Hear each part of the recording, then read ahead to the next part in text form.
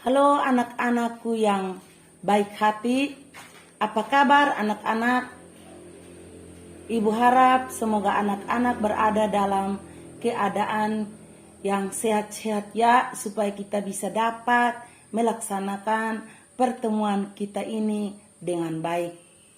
Hai anak-anak, minggu lalu kita telah mempelajari tentang terlibat dalam pelestarian lingkungan. Maka hari ini kita mau belajar secara khusus tentang hidup jujur dan adil. Anak-anak, untuk lebih mendalami materi ini, maka ibu menyiapkan 2 cerita untuk anak-anak dengar yang berjudul Uang sekitar 1 miliar rupiah ditemukan dalam TV, dan cerita yang kedua Hakim Paling Adil dan Si Kikir. Mari kita ikuti cerita pertama. Uang sekitar 1 miliar rupiah ditemukan dalam TV. Sekitar 30 tahun lalu, seorang pria menyimpan uang sebesar $100.000 Kanada atau sekitar 1 miliar di dalam televisinya. Entah bagaimana, pria yang kini berusia 68 tahun itu lupa menyimpan uang yang cukup banyak di dalam televisinya. 3 dekade berselang, seorang pekerja di sebuah pabrik daur ulang global Electronic Processing menemukan sejumlah uang di dalam sebuah televisi pada 13 Januari lalu. Pekerja di pabrik yang berlokasi di Barrie, Ontario, menemukan uang itu saat membuka pesawat televisi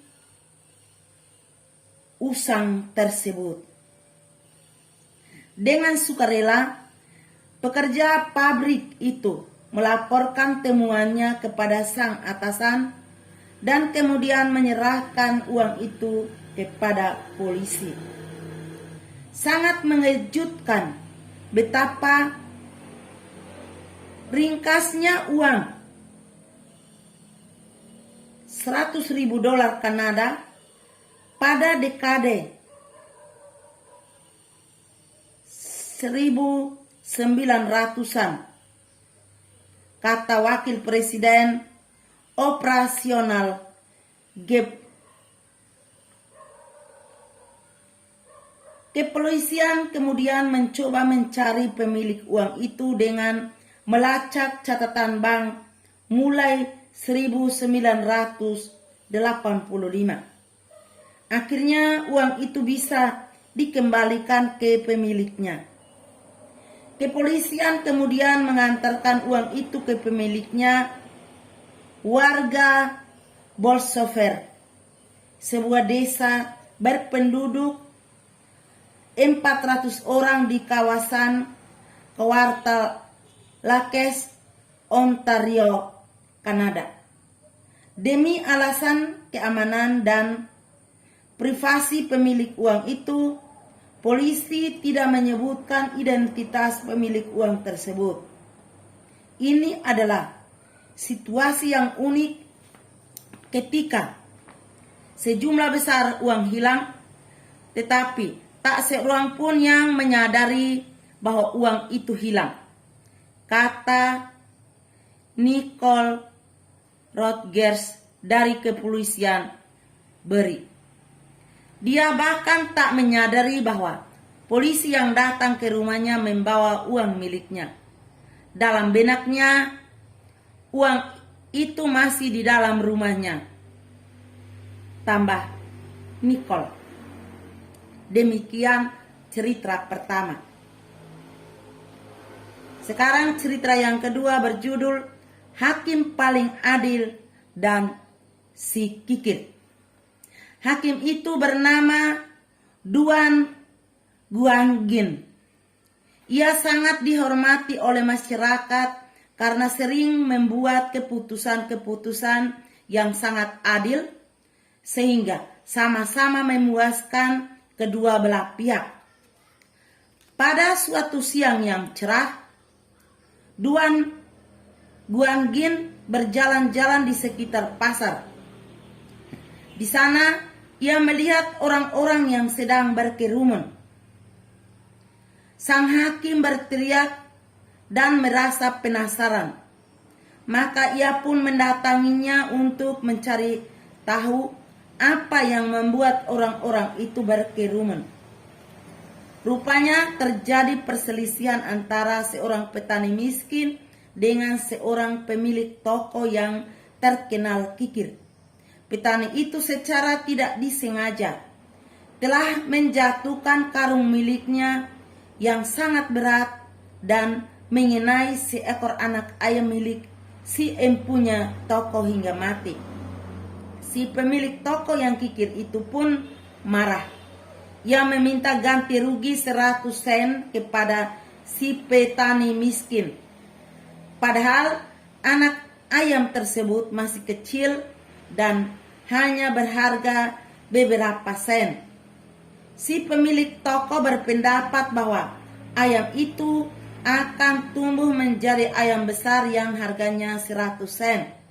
Karena itulah ia menuntut uang ganti rugi sebesar itu.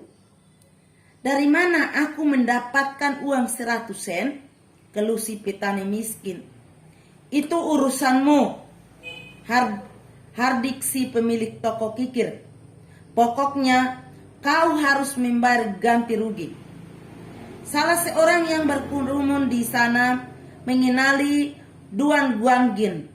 Maka ia pun meminta sang hakim untuk menangani perkara itu.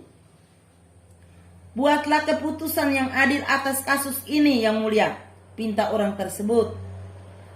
Mengetahui ada Duan Guanggin di sana, masyarakat yang berkumpul pun semakin banyak. Tolong jelaskan apa yang sebenarnya terjadi, pinta Duan Guanggin kepada si pemilik toko kikir.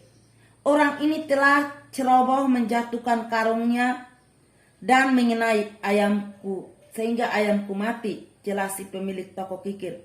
2 tahun lagi ayam ini akan menjadi besar dan harganya menjadi 100 sen.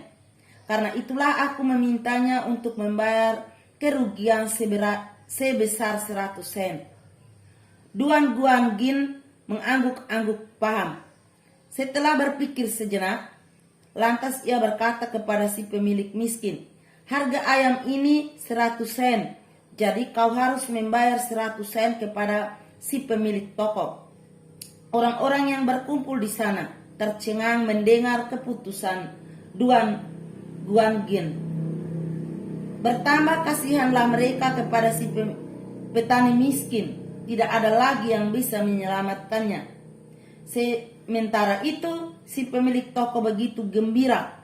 Kau memang benar-benar hakim yang adil, ujar si pemilik toko, lantas mencium tangan Duan Guanggin. Terbayang di benaknya uang 100 sen yang akan segera ia dapatkan dari si petani miskin. Aku rasa tidak ada hakim yang lebih adil darimu, puji si pemilik toko lagi. Hukum selalu adil, sahut Duan Guanggin sambil tersenyum. Sekarang aku mau bertanya, berapa banyak gandum yang dimakan ayam dalam setahun? Si pemilik toko mengira-ngira dan kemudian menjawab, sekitar setengah karung. Berarti dalam 2 tahun ayam itu menghabiskan 1 karung gandum. Benar begitu? Benar Yang Mulia, jawab si pemilik toko sambil mengangguk-angguk. Ia mulai mencium sesuatu yang tidak beres. Kalau begitu, sekarang kau harus memberikan sekarung gandum kepada petani sebagai ganti pembayarannya 100 sen, ujar sang hakim dengan nada yang tegas. Wajah si pemilik toko mendadak pucat. Siapapun tahu bahwa nilai sekarung gandum lebih besar dari 100 sen. Namun ia tidak punya pilihan lain. Keputusan dari Duan Guanggin memang sudah adil dan sulit dibantah. Si pemilik toko hanya bisa tertunduk lesu, lalu memerintahkan salah satu pegawainya untuk menyiapkan satu karung gandum yang akan diberikannya kepada si petani miskin. Sementara itu, orang-orang bersorak-sorai dan bertepuk tangan. Mereka gembira karena si pemilik toko yang kikir itu kena batunya dan si petani miskin lolos dari tipu dayanya.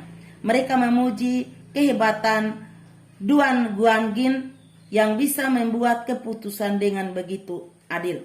Ia benar-benar hakim yang hebat, ujar salah seorang warga yang kagum dengan kecerdasan dan kebijaksanaan Duan Guanggin.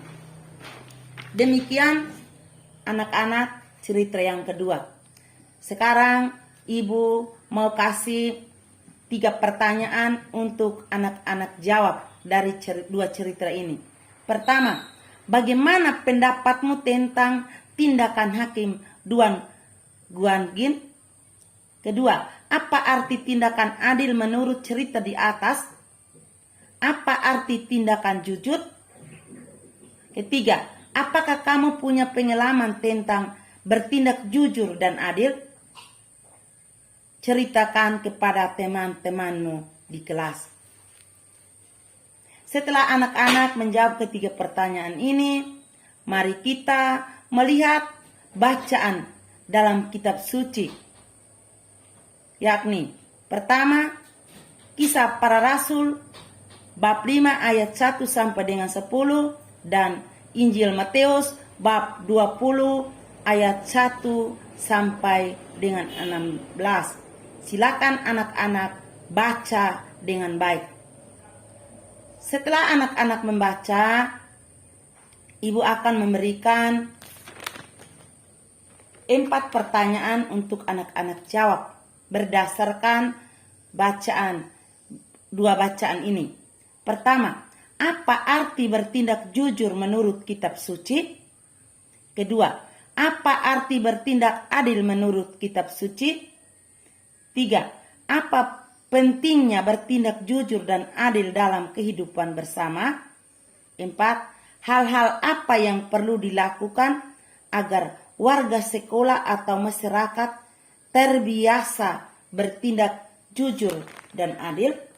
Silakan anak-anak jawab.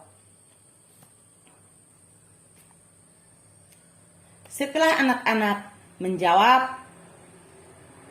mari anak-anak ambil buku catatan anak-anak dan anak-anak mencatat. Sehingga sampai di rumah anak-anak bisa belajar kembali dari buku anak-anak dan dari catatan ini.